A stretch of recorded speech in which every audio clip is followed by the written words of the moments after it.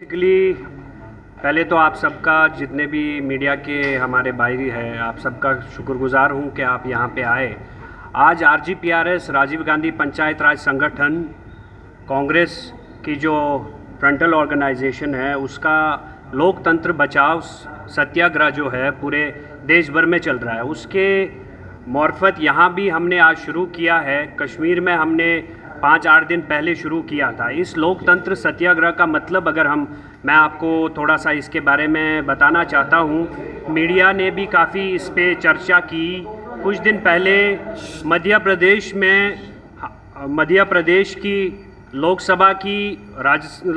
की member parliament रही मीनाक्षी नटराजन जी का नामांकन रद्द किया गया आरओ के द्वारा, और वो बिल्कुल इस बात पे रद्द किया गया कि उन्होंने एक पब्लिक कंप्लेंट थी तेलंगाना में, उसका जिक्र नहीं किया। अगर आपको भी पता होगा, और जो भी इलेक्शन में लोग लड़ते हैं उनको पता है कि कौन कौन से फॉर्म में क्या क्या जो कॉलम्स है, कौन से कॉलम होते हैं वो भरने हैं, और ऐसा कोई भी कॉलम जो है वो फॉर्म में नहीं दिया गया था जिस पे वो अपना पब्लिक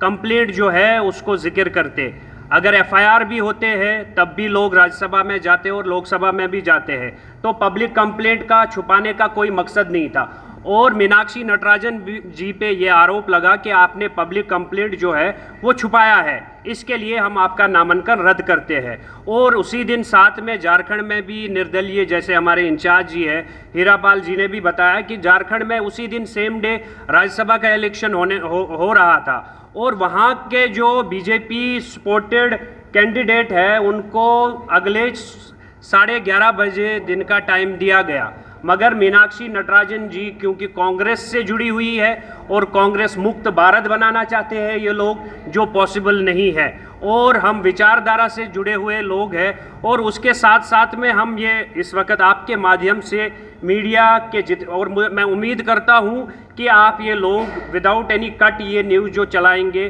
क्योंकि हमने ANI में भी काफ़ी बार ये बताई ये बात, और PTI में भी हमने बताई, मगर दिक्कत ये है कि ANI हमें फिर वो चलाती नहीं है और PTI वो चीज़ जो है वो चलाती नहीं है। हमें उम्मीद है कि आप ये चीज़ आगे तक ले जाएंगे ताकि ECI जो है मीनाक्षी नटराजन का जो केस है उस पे एक अपना ऑफिशियल जो स्टांस है वो बताए। उसके साथ साथ में जो लोकतंत्र बचाओ सत्याग्रह है ये यहाँ से शुरू हुआ है, जो PCC हेडक्वार्टर है राजीव भवन जी के नाम से है, और ये आने वाले दिनों में डिस्ट्रिक्ट लेवल पे हम ले जाएंगे, लोगों में ये बात रखेंगे कि कैसे क्या हुआ। और साथ में ये गुजारिश भी हम जो जम्मू एंड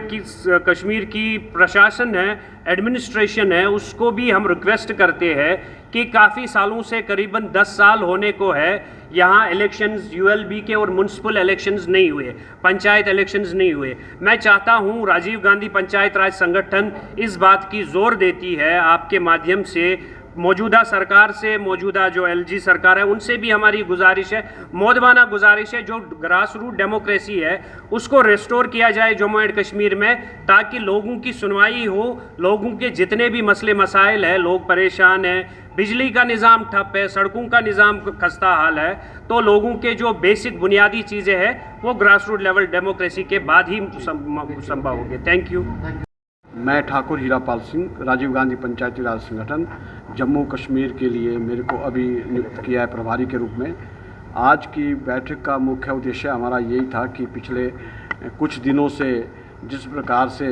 पहले विधायक खरीदे जाते थे राज्यसभा के चुनावों में, चाहे हमारे सांसद खरीदे जा रहे थे, और पिछले महीने मध्य प्रदेश से हमारे राष्ट्रीय अध्यक्ष रही मीनाक्षी नटराजन जी, जिस प्रकार से उनका नॉमिनेशन बिना किसी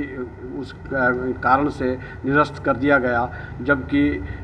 पूरा उन्होंने अपने जवाबदेही उसमें दी गई थी कि उनके ऊपर कोई आरोप नहीं लगा था। सिर्फ एक एप्लीकेशन के आधार पर वहाँ के जो इलेक्शन के जो